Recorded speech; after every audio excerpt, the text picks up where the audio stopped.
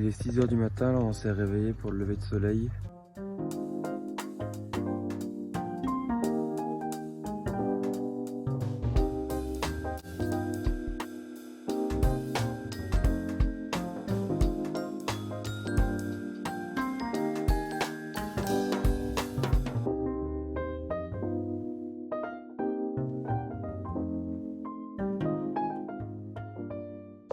On est vers l'Isle-sur-Tête, on a fini de manger, on a pique-niqué au bord d'un ruisseau, là on va rentrer voir Elliot et on va faire une randonnée. C'est bon, on est arrivé au van. Ah non, le nôtre il est là, désolé.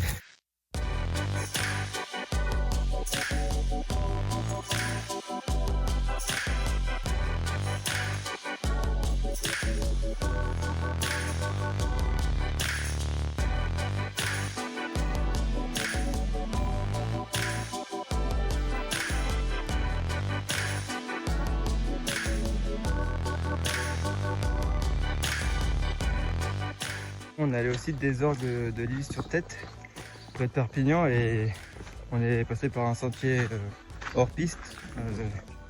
C'était assez compliqué d'accès et en fait comme on est sous la roche, entre les roches et sous la roche, il fait très très chaud. Ça y est, on a trouvé le spot de ce soir, on est enfin dans les Pyrénées, on est vers Vernay-les-Bains. On a trouvé une petite aire de pique-nique où se poser au pied du pic du Canigou, juste ici. Pour revenir sur ce que je disais sur le parking, on voyait pas le mont Canigou en fait. On voyait ici et en fait le mont Canigou il est tout là-haut. Petite aire de pique-nique aménagée avec des tables. Là-bas il y a un robinet, un endroit pour faire le barbecue. On va en profiter pour faire de la lessive et nettoyer les fruits et légumes qu'on a achetés juste avant. On a mis Elliot à l'ombre, comme ça il sera bien.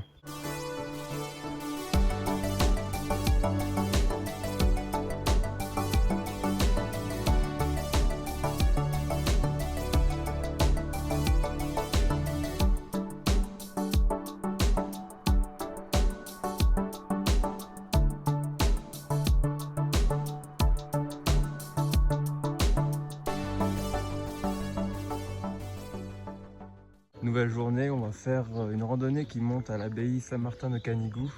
Là on est dans le village de Casteil, un peu plus haut que Vernay-les-Bains.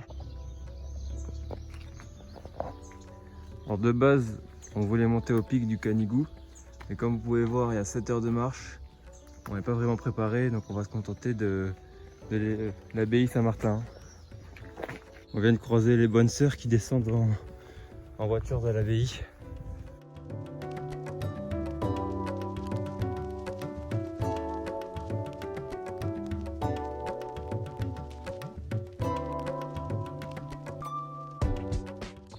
Il y a marqué entre 25 et 50 minutes pour monter. On en a mis 28. Ça veut dire qu'on est plutôt en forme.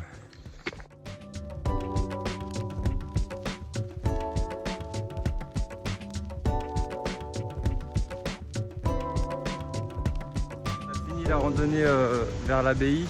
On est redescendu. On va faire une randonnée le long des gorges de Cadix. C'est au départ du même parking à Casteil. C'est une petite randonnée sympathique avec plein de passerelles qui passent par-dessus les gorges.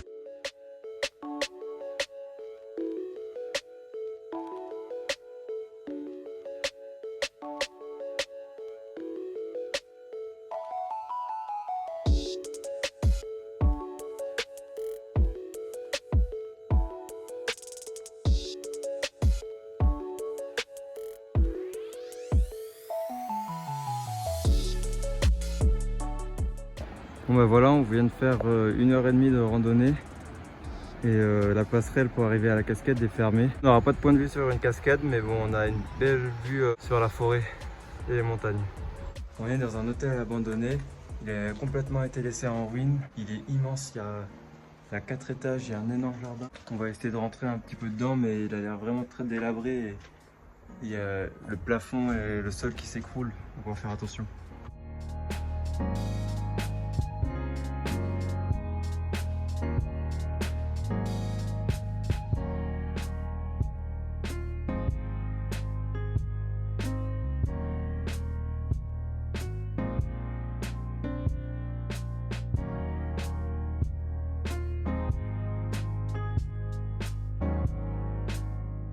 retourner à l'heure où on était hier parce qu'elle est vraiment géniale. Là on va aller se laver parce qu'on a bien transpiré avec la randonnée.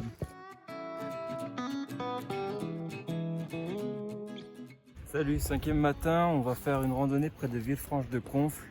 On va visiter la grotte de Notre-Dame-de-Vie. Normalement il y a une chapelle avec. On a fait que monter là depuis tout à l'heure. On voit l'église là. Et nous on doit rentrer dans la grotte qui est juste au-dessus. Ça y est, on est arrivé devant la chapelle mais on peut pas rentrer. C'est fermé.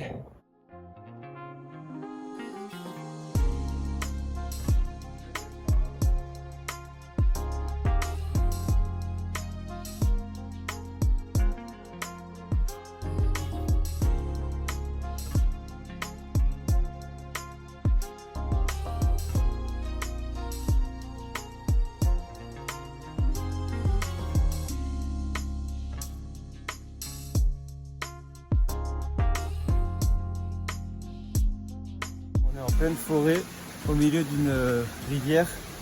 Cette rivière a une particularité, c'est que c'est une rivière chaude, c'est une source d'eau chaude. Et l'eau, là elle est tiède, mais si on remonte un peu, elle est vraiment très chaude. C'est pas une randonnée balisée, donc c'est un peu à travers la forêt. En fait on était venu il y a 2 ans et on avait repéré cette source d'eau chaude, sauf qu'on avait mis tout l'après-midi à la trouver. Donc il était tard, il était presque nuit, on n'avait pas pu en profiter. Du coup 2 ans après on revient. Ça y est, on vient d'arriver au bassin. C'est un coin paradisiaque. Comme vous pouvez voir, il y en a qui laissent leurs déchets.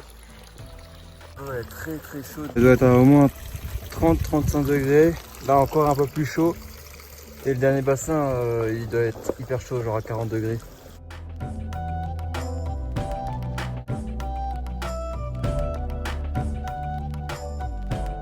En fait, l'eau elle est plus chaude que ça. Je pense qu'elle est à 37 degrés, 40 degrés. On sue tellement il fait chaud. C'est un vrai jacuzzi. Cet endroit il est incroyable, vraiment, il est en plein milieu de la nature. Il est très peu accessible, donc il n'y a personne qui peut rêver mieux.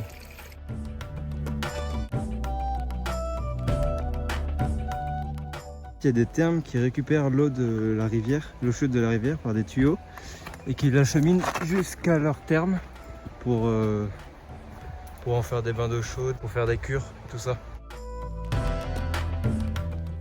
On est en plein milieu d'une forêt près de Matmal, on est monté au col de Creux. La forêt est vraiment tout autour de nous, mais on est à peu près 1800 mètres d'altitude et il fait très très froid parce qu'il n'y a pas de soleil. Il a plu cet après-midi, donc on va sûrement bouger, on va aller plus bas. On est au lac de Puy-Valador, un petit sentier ornithologique où on peut normalement observer les oiseaux.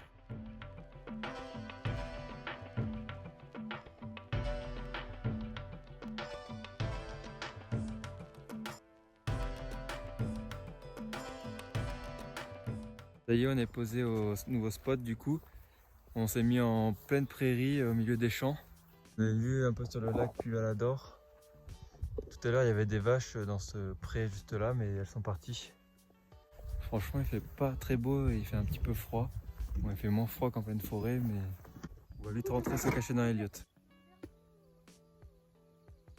C'est l'attraction du soir, il y a toutes les vaches qui sont venues nous voir. Il y en a vraiment beaucoup, elles nous fixent toutes, ça fait un petit peu peur. C'est vraiment incroyable. Ils n'ont pas l'habitude de voir des gens si près, je pense. On est juste là et elles sont là. Je me suis un petit peu approché. Elles sont vraiment intriguées.